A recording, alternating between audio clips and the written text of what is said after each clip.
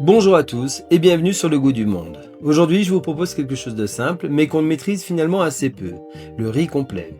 Alors déjà, regardez-le bien, contrairement au riz blanc, le riz complet a conservé son enveloppe, ce qui lui donne cette couleur plus foncée et surtout une texture plus ferme après cuisson. C'est aussi ce qui le rend plus intéressant nutritionnellement, mais un peu plus long à cuire. On va commencer avec une petite base aromatique pour lui donner encore plus de goût. Je cisèle un oignon, je taille une carotte en petites brunoises. L'idée c'est d'avoir une cuisson homogène et quelque chose de discret en bouche.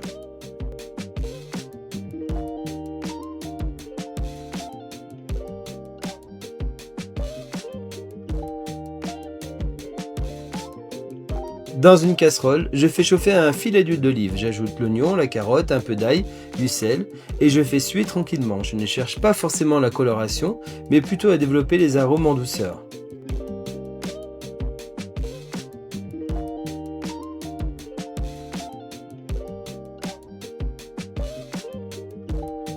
Une fois que c'est bien sué, j'ajoute le riz complet directement dans la casserole.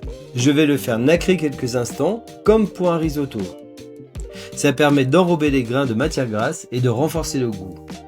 Ensuite, j'ajoute l'eau et là, petite règle importante. Pour le riz complet, on est sur 1 volume de riz pour 2 volumes d'eau. C'est un peu plus que pour un riz blanc type basmati, qui est souvent autour de 1 volume de riz pour 1,5 volume d'eau. Je mélange, je couvre et je laisse cuire à feu doux. La cuisson va prendre environ 20 minutes, parfois un peu plus selon les marques. Le plus important, c'est de goûter. Si le riz est encore un peu ferme, on n'hésite pas à rajouter un peu d'eau et prolonger la cuisson. Le riz complet doit rester légèrement ferme, mais pas dur. En fin de cuisson, vous pouvez ajuster l'assaisonnement, ajouter une noisette de beurre ou même quelques herbes fraîches.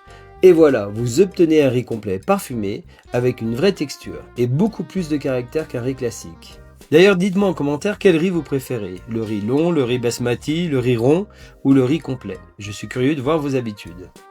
Petit point intéressant pour finir, le riz complet est plus riche en fibres, en minéraux et il a un index glycémique plus bas. C'est donc une excellente base pour des plats équilibrés, surtout si vous cherchez quelque chose de plus rassasiant. J'espère que cette vidéo vous sera utile. Si c'est le cas, pensez au petit like, abonnez-vous et à très bientôt pour une nouvelle recette sur Le Goût du Monde. Merci.